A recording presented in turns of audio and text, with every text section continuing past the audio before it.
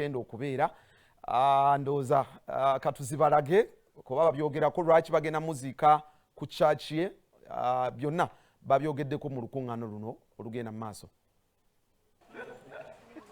Erinnya Ssemaganda Farouk Sisters twala omukisa guno okutegeeza eggwanga n'ensi yonna okutwaliza wamu okufa k'omusumba Yiga Augustine abizaayo ekawaala. Mukama Katonda yamugye bulamu bw'ensi eno ennaku zombi zabadde abiri mu 6 essaawa zabadde 4 n'ekitundu ez'ekiro nga badde atawanyizibwa obulwadde obw'ekibumba nga yafiiridde mu ddwaliro ensambya.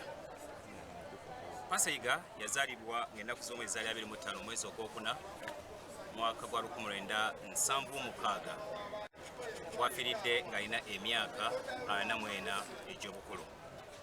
Yazaalibwa mu disitulikiti ey'e Bukomansimbi mu kyalo kimanyiddwa nga Mpaama era nga bakadde be ye mugenzi Elizabeth Kwagala ono nga yafa 2018 saako ne mukadde we amanyiddwa nga Yosefu Matofu ono yafa ng'ennaku z'omwezi 16 omwezi we-11 mwaka gwa 1995. Okusinziira ku nteekateeka nga bwe zigenda okutambula ku maziika yali yaleka ekiraamo kyakwasa bannamateeka be obwedda famile ne bannamateeka bali mu kusala ntoto n'okulaba ngeri kyensi enteekateeka bwe zigenda okutambula.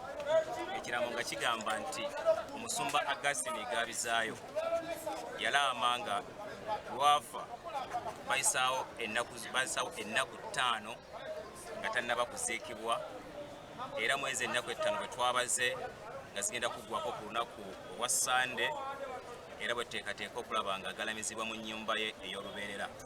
Mu kiraamo kye yagamba nti oluva mu ddwaliro bamuleeta butereevu mu kyaki ye era bamuteeka ekatuuti abagoberezi be n'abantu be batandike okumukubako eriisa evvannyuma.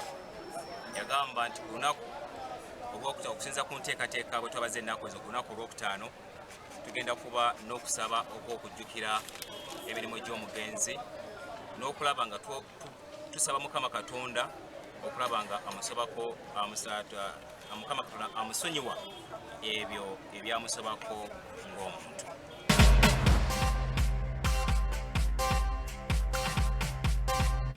Kale ebyo bye bimu ku bibadde mu ddaame ly'omugenzi. Straight up kaakati njagala tumuzeeko ku bya Pastor Yiga bambi kyannaku nnyo naye Mukama bw'atyo bwageze.